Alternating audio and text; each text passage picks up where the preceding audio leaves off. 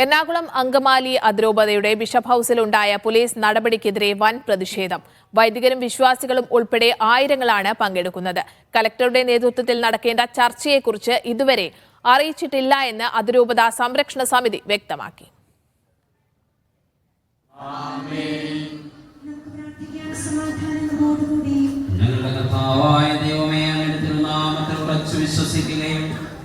ആ വിശ്വാസം പരമാർത്ഥതയോടെ ഏറ്റുപറയും.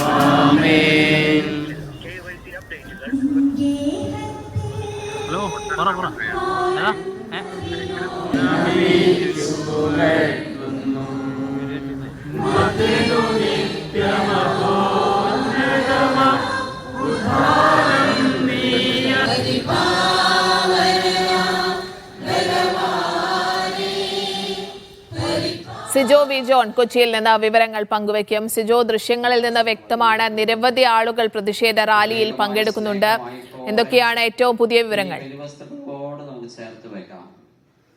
സഹനപാതയിലൂടെ നടന്നാൽ കർത്താവിന്റെ വാഗ്ദാനങ്ങളിൽ വിശ്വസ്തനായതുകൊണ്ട് അവസാനം ഉയർപ്പ് എന്ന വലിയ ബോധ്യത്തോടെ ചരിക്കുവാൻ ക്രിസ്തുവിനെ ഉയർപ്പിച്ചത് പിതാവായ ദൈവമാണ് എന്ന് വിശ്വസിക്കുവാൻ, ആ വിശ്വാസത്തിൽ ആഴപ്പെട്ട് എല്ലാം രൂപപ്പെടുത്തുവാൻ എറണാകുളം അങ്കമാലി അതിരൂപതയിലെ വൈദികരും വിശ്വാസികളും, ഒരു വിഭാഗം വൈദികരും വിശ്വാസികളുമാണ് പ്രതിഷേധിക്കുന്നത്. എറണാകുളം അങ്കമാലി അതിരൂപതയുടെ ബിഷപ്പ് ഹൌസിൽ ഉണ്ടായ പോലീസ് നടപടിക്കെതിരെയാണ് വൻ പ്രതിഷേധം ഉണ്ടായത്. ബിഷപ്പ് ഹൌസിൽ നിരാഹാരമിരുന്ന 21 വൈദികരെ പോലീസ് വലിച്ചിഴച്ചിരുന്നു. അതോടൊപ്പം തന്നെ ഇന്നലെ വലിയ രീതിയിലുള്ള പ്രതിഷേധമാണ് ബിഷപ്പ് ഹൌസിന് മുന്നിൽ വിശ്വാസികളുടെയും ഒരു വിഭാഗം വിശ്വാസികളുടെയും വൈദികരുടെയും ഭാഗത്തുനിന്ന് ഉണ്ടായത്. പോലീസ് ഈ ബിഷപ്പ് ഹൌസിന്റെ ഗേറ്റ് അടക്കം തല്ലി തകർക്കുന്ന സാഹചര്യം ഉണ്ടായിരുന്നു. അത്തരത്തിൽ പോലീസ് ക്രൂരമായി തങ്ങളെ മർദ്ദിച്ചു, വൈദികരെ അടക്കം മർദ്ദിച്ചു എന്ന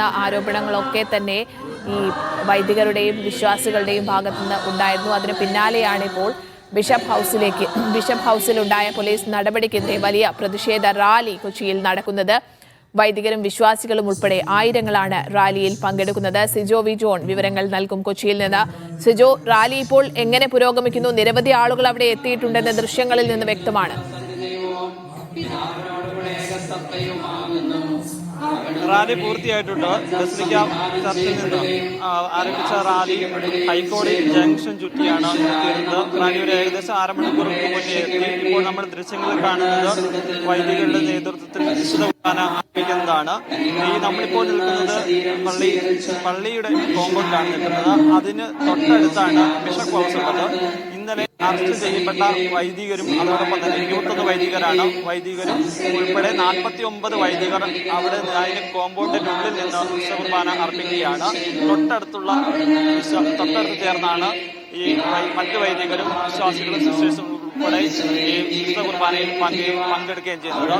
സഹനത്തിന്റെ ബലി എന്ന നിലയിലാണ് ഇപ്പോൾ എല്ലാവരും ഈ വിശുദ്ധ കുർബാനയിൽ പങ്കെടുക്കുന്നത്. കാരണം ഇങ്ങനെ പോലീസിന്റെ ഭാഗത്തു നിന്ന് വലിയ രീതിയിലുള്ള അതിക്രമം ഉണ്ടായെന്നാണ് ഈ വിശ്വാസ സമൂഹം പറയുന്നത്. അവിടെ പ്രാർത്ഥനാ യജ്ഞം നടത്തുകയായിരുന്ന വൈദികരെ ബലപ്രയോഗത്തിലൂടെയാണ് പോലീസ് അവിടുന്ന് മാറ്റുകയും ചെയ്തിരുന്നത്. അതിനുശേഷം ഈ പള്ളിയുടെ കോമ്പൗണ്ടിലോട്ട് വരികയായിരുന്നു. അറസ്റ്റ് രേഖപ്പെടുത്തിയെങ്കിലും ഇവിടെ നിന്ന് മാറ്റണം, അല്ലെങ്കിൽ അറസ്റ്റ് ചെയ്ത് കസ്റ്റഡിയിലെടുത്ത് മാറ്റണം എന്നുള്ള എറണാകുളത്ത് വൈദികരുടെയും വിശ്വാസികളുടെയും ഒരു വിഭാഗം വൈദികരുടെയും വിശ്വാസികളുടെയും പ്രതിഷേധം നടക്കുകയാണ്. സിജോ വി ജോണാണ് വിവരങ്ങൾ പങ്കുവയ്ക്കുന്നത്.